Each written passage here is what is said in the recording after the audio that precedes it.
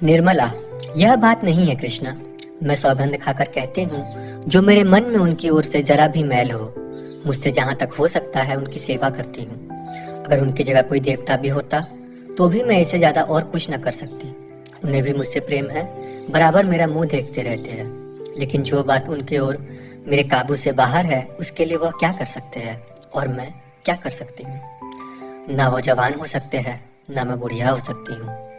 जवान बनने के लिए वह न जाने कितने रस और भस्म खाते रहते हैं। मैं बुढ़िया बनने के लिए दूध घी सब छोड़े बैठी हूँ। सोचती हूँ मेरे दुबलेपन से ही अवस्था का कुछ भेद कम हो जाए, लेकिन न उन्हें पौष्टिक पदार्थों से कोई लाभ होता है, न मुझे उपवासों से। जब से मनसाराम का देहांत हो गया है, तब से उनकी दशा और भी खराब हो गई है। कृष्णा, मनसाराम को तो तुम भी बहुत प्यार किया करती थी। निर्मला, वह लड़का ही ऐसा था कि जो देखता था प्यार करता था। ऐसी बड़ी बड़ी डोरेदार आंखें मैंने किसी की नहीं देखी। कमल की भांति मुख हरदम खिला रहता था। ऐसा साहसी कि अगर अवसर आ पड़ता तो आग में फांग जाता। कृष्णा, मैं तुझसे सच कहती हूँ, जब वह मेरे पास आकर बैठ जाता था तो मैं अपने आप को भूल जाती थी। जी चाहता था यह हरदम सामने बैठा रहे और मैं देखा करूं। मेरे मन में पाप का लेश भी ना था। अगर एक क्षण के लिए मैं भी उसकी ओर से किसी और को भाव से देखा हो तो मेरी आंखें फूट जाए, पर न जाने क्यों उसे अपने पास देखकर मेरा हृदय फूला ना समाता था।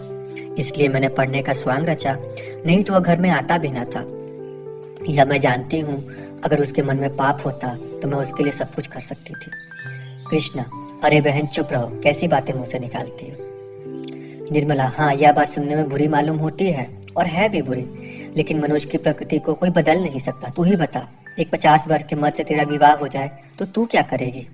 कृष्णा, बहन, मैं तो जहर खाकर सो रहा हूँ, मुझसे उसका मुंह भी देखते ना बने। निर्मला, तो बस यही समझ ले, उस लड़के से मेरी आंख उठाकर नहीं देखा, लेकिन बुढ़े तो शक्की होते हैं ना। तुम्हारे जीजा उस लड़के के दुश्मन हो गए और आखिर उसकी जान लेकर ही छोड़ी। जिस दिन उसे मालूम हो गया कि पिताजी के मन में मेरी ओर से संदेह है, उस दिन से उसे ज्वर चढ़ा, जो जान लेकर ही उतरा। हाय, उस अंतिम समय का दृश्य आंखों से नहीं उतरता। मैं अस्पताल गई थी, वह ज्वर में बेहोश पड़ा था, उठने की शक्ति न थी। लेकिन जो ही मेरी आवाज सुनी, चौंक कर उठ बैठा और माता माता कहकर मेरे पैरों में गिर पड़ा। कृष्णा, उस समय ऐसा जी चाहता था कि अपने प्राण निकाल कर उसे दे दूं। मेरे पैरों की वो मूर्छित हो गया और फिर आंखें न खोली। डॉक्टर ने उसके देह में ताजा खून डालने का प्रस्ताव किया था, यही सुनकर मैं दौड़ी थी।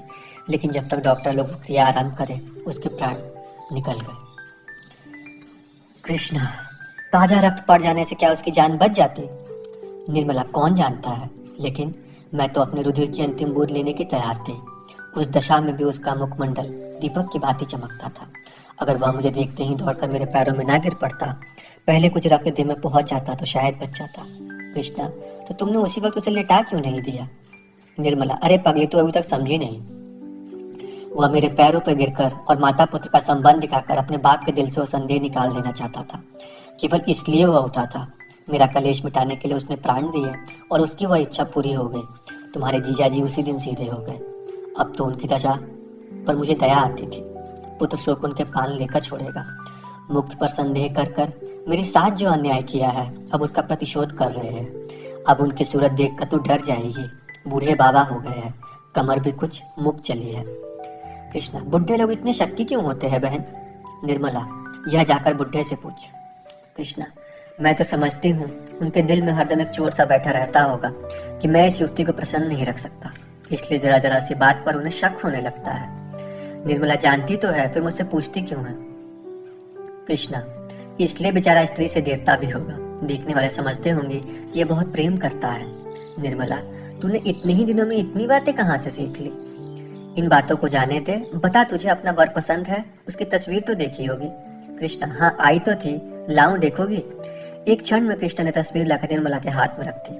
निर्मला ने मुस्कुराकर कहा, तू बड़ी भाग्यवान है। कृष्णा, अम्मा जी ने भी बहुत पसंद किया। निर्मला, तुझे पसंद है कि नहीं सो कह, दूसरों की बात न चला। कृष्णा लजाती हुई, शक्ल सूरत तो बुरी नहीं है, स्वभाव का हाल ईश्वर जाने। शास्त्री जी तो कहते थे ऐसे सुशील और चरित्रवान युवक कम होंगे। निर्मला, यहाँ से तेरी तस्वीर भी गई थी। कृष्णा, गई तो थी, शास्त्री जी ही तो ले गए थे। निर्मला, क्या उन्हें पसंद आई। कृष्णा, अब किसी के मन की बात मैं क्या जानूं। शास्त्री जी तो कहते थे, बहुत खुश हुए थे। निर्मला, अच्छा बता, तुझे क्या उपहार दूं, अभी से बता दे, जिस पे बनवा रखूं। कृष्णा, जो तुम्हारा जी चाहे दे देना, उन्हें पुस्तकों से बहुत प्रेम है, अच्छी अच्छी पुस्तकें मंगवा देना। निर्मला, उनके लिए नहीं पूछती, तेरे लिए पूछती हूँ। कृष्णा, अपने लिए तो मैं भी कह रही हूँ। निर्मला तस्वीर की तरफ देखते हुए, कपड़े सब खद्दर के मालूम होते हैं। कृष्णा, हाँ, खद्दर के बड़े प्रेमी हैं। सुनती हूँ कि पीठ पर खद्दर लाद कर देहाती में बेचने जाया करते हैं, व्याख्यान देने में भी चतुर है। निर्मला, तब तो तुझे भी खद्दर पहनना पड़ेगा, तुझे तो मोटे कपड़ों से चिढ़ है। कृष्णा, जब उन्हें मोटे कपड़े अच्छे लगते हैं तो मुझे क्यों चिढ़ होगी, मैंने तो चर्चा चलाना सीख लिया है। निर्मला, सच, सूत निकाल लेती है। कृष्णा, हाँ बहन, थोड़ा थोड़ा निकाल लेती हूँ। जब अब खद्दर के इतने प्रेमी हैं तो चरखा भी जरूर चलाते होंगे, मैं न चला सकूंगी तो मुझे कितना लज्जित होना पड़ेगा। इस तरह बातें करते करते दोनों बहनें सोई। कोई 2 बजे रात को बच्ची रोई तो निर्मला की नींद खुली। देखा तो कृष्णा की चारपाई खाली पड़ी थी। निर्मला को आश्चर्य हुआ कि इतनी रात गए कृष्णा कहाँ चले गए, शायद पानी पानी पीने गई होगी, मगर पानी तो सिरहाने रखा हुआ है, फिर वह कहाँ गई है।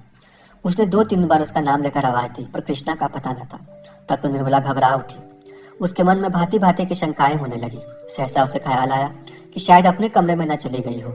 बच्ची सो गई तो वह उठकर कृष्णा के कमरे के द्वार पर आई। उसका अनुभव ठीक था, कृष्णा अपने कमरे में थी, सारा घर सो रहा था और वह बैठी चरखा चला रही थी। इतनी तन्मयता से शायद उसके थिएटर में भी तो देखा होगा। निर्मला दंग रह गई। अंदर जाकर बोली, यह क्या कर रही है रे, यह चरखा चलाने का समय है। कृष्णा चौंक कर उठ बैठी और संकोच से सिर झुकाकर बोली, तुम्हारी नींद कैसे खुल गई, पानी वानी तो मैंने रख दिया था। निर्मला, मैं कहती हूँ दिन को तो तुझे समय नहीं मिलता, जो पिछली रात को चरखा लेकर बैठी है। कृष्णा, दिन को तो फुर्सत ही नहीं मिलती। निर्मला सूत देखकर, सूत तो बहुत महीन है। कृष्णा, कहाँ बहन, यह सूत तो बहुत मोटा है, मैं बारीक सूत काट कर उनके लिए एक साफा बनाना चाहती हूँ, यही मेरा उपहार होगा। निर्मला, बात तो तूने खूब सोची है, इससे अधिक मूल्यवान वस्तु उनकी दृष्टि में और क्या होगी। अच्छा उठ, इस वक्त कल काटना, कहीं बीमार पड़ जाएगी तो यह सब धरा का धरा रह जाएगा। कृष्णा, नहीं मेरी बहन, तुम चलकर सो, मैं अभी आती हूँ। निर्मला ने अधिक आग्रह नहीं किया, लेटने चली गई, मगर किसी तरह नींद न आई। कृष्णा की यह उत्सुकता और यह उमंग देखकर उसका हृदय किसी अलक्षित आकांक्षा से आंदोलित हो उठा। ओह, इस समय इसका हृदय कितना प्रफुल्लित हो रहा है, अनुराग ने इसे कितना उन्मत्त कर रखा है। तब उसे अपने विवाह की याद आई। जिस दिन तिलक गया था उस दिन से उसकी सारी चंचलता, सारी सजीवता विदा हो गई थी। वह अपनी कोठरी में बैठी अपनी किस्मत को रोती थी और ईश्वर से विनय करती थी कि प्राण निकल जाए। अपराधी जैसे दंड की प्रतीक्षा करता है, उसी भांति वह विवाह की प्रतीक्षा करती थी, उस विवाह की जिसमें उसके जीवन के सारे अभिलाषाएं विलीन हो जाएंगी, जब मंडप के नीचे बने हुए वन कुंड में उसकी आशाएं जलकर भस्म हो जाएगी। महीना कटते देर न लगी, विवाह का शुभ मुहूर्त आ पहुंचा। मेहमानों से घर भर आया। मुंशी तोताराम एक दिन पहले ही आ गए और उनके साथ निर्मला की सहेली भी आई। निर्मला ने बहुत आग्रह न किया था, वह खुद ही आने को उत्सुक थी। निर्मला को सबसे बड़ी उत्कंठा यह थी कि वर के बड़े भाई के दर्शन करूंगी और हो सका तो उनकी सुबुद्धि पर धन्यवाद दूंगी। सुधा ने हंसकर कहा, तुम उनसे बोल सकोगी? निर्मला, क्यों, बोलने में क्या हानि है, अब तो दूसरा ही संबंध हो गया, और मैं ना बोल सकूंगी तो तुम तो हो ही। सुधा, ना भाई, मुझसे या ना होगा, मैं पराये मत से नहीं बोल सकती, ना जाने कैसे आदमी हो। निर्मला, आदमी तो बुरे नहीं है, पर फिर तुम्हें उनसे कुछ विवाह तो करना नहीं, जरा सा बोलने में क्या हानि है। डॉक्टर साहब यहाँ होते तो मैं तुम्हें आज्ञा दिला देती। सुधा, जो लोग हृदय के उदार होते हैं के चरित्र के भी अच्छे होते हैं, पराई स्त्री को घूरने में तो किसी मर्द को संकोच नहीं होता। निर्मला, अच्छा ना बोलना, मैं ही बातें कर लूंगी, घूर लेंगे जितना उनसे घूरते बनेगा। बल, अब तो राजी हुई। इतने में कृष्णा आकर बैठ गई। निर्मला ने मुस्कुराकर कहा, सच सच बता कृष्णा, तेरे मन इस वक्त क्यों चट रहा है? कृष्णा, जीजा जी बुला रहे हैं, पहले जाकर सुना, पीछे गप्पे लड़ाना, बहुत बिगड़ रहे हैं। निर्मला, क्या है, तूने कुछ पूछा नहीं? कृष्णा, इस बीमार से मालूम होते हैं बहुत दुबले हो गए हैं। निर्मला, तो जरा बैठ कर उनका मन बहला देती, यहाँ दौड़ी क्यों चली आई? यह कहो ईश्वर ने कृपा की, नहीं तो ऐसा पुरुष तुझे भी मिलता। जरा बैठ कर बातें तो करो, बुढ़े बातें बड़ी लच्छेदार करते हैं, जवान इतने डिंगियल नहीं होते।